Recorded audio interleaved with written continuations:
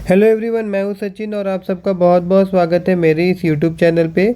और आज का ये जो वीडियो है ये क्लास 10th के बच्चों के लिए है। जो सब्जेक्ट है साइंस है और जो चैप्टर है वो है आपका केमिकल रिएक्शन एंड इक्वेशन। और जो अभी का टॉपिक है वो है आपका डबल डिस्प्लेसमेंट रिएक्शन। ठीक है, तो डबल डिस्प्लेसमेंट रिएक्शन में क्या होता है, इसमें आयन एक्सचेंज होता है। इसमें क्या होता है, आयन एक्सचेंज होता है। ठीक है ना।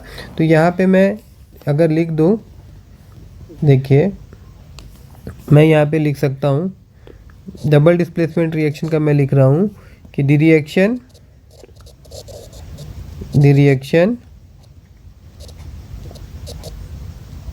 इन विच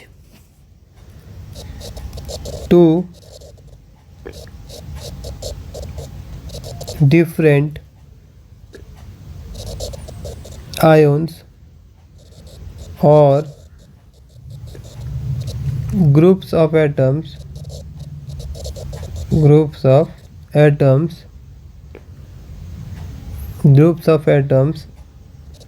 in the reactant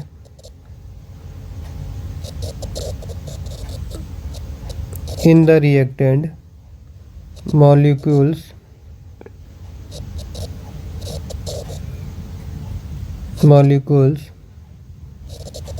are displaced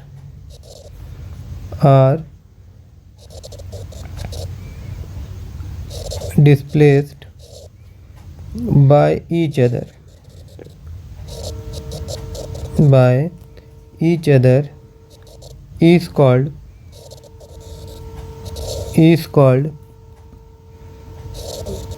double displacement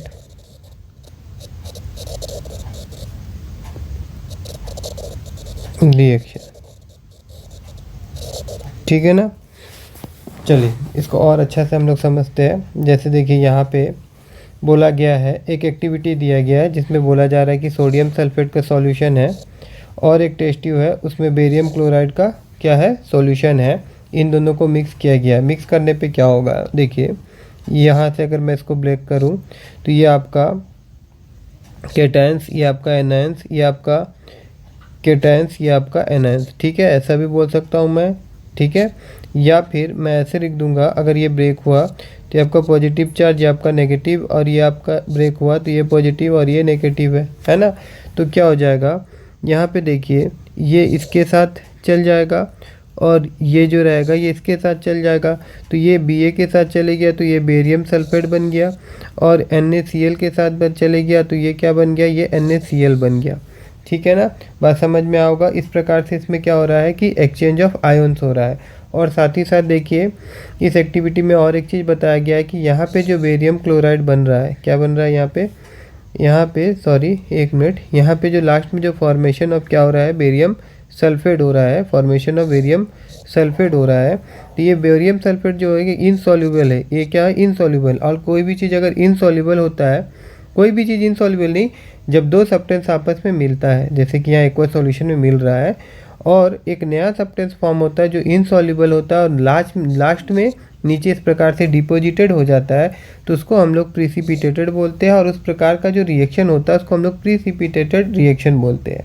ठीक है ना, वो चीज़ यहाँ पे आपके बुक में भी लिखा हुआ है, मैं एक बार पढ़ देता हूँ। You will observe that A white substance, एक ऐसा सब्सटेंस है white substance which is insoluble in water is formed. This insoluble substance formed is known as precipitated.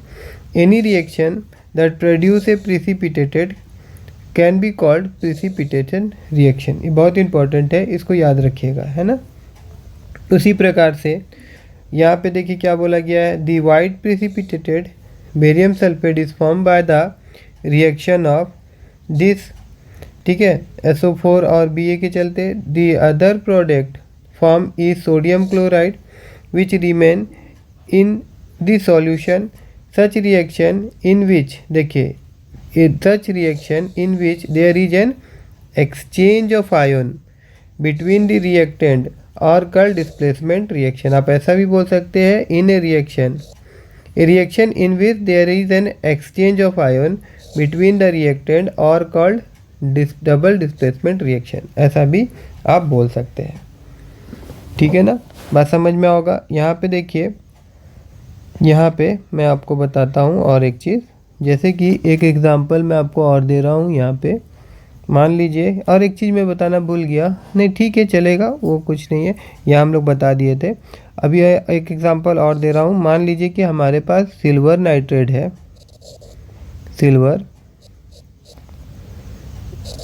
Nitrate है, ठीक है ना, का सॉल्यूशन है, और इसको हम लोग मिक्स करेंगे अगर सोडियम ब्रोमाइड के साथ, सोडियम ब्रोमाइड के साथ, तो क्या होगा, तो यहाँ पे भी देखिए क्या होगा, ब्रेक डाउन होगा ये।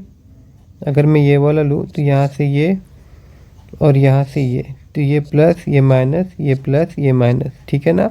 तो ये क्या हो जाएगा, यहाँ पे देखिए ए आर, यहाँ पे ए आर बी आर बन जाएगा। मैं यहाँ पे लिखता हूँ फिर से ब्लैक से, ये आपका ए आर बी आर, ठीक है, मतलब सिल्वर ब्रोमाइड बन जाएगा।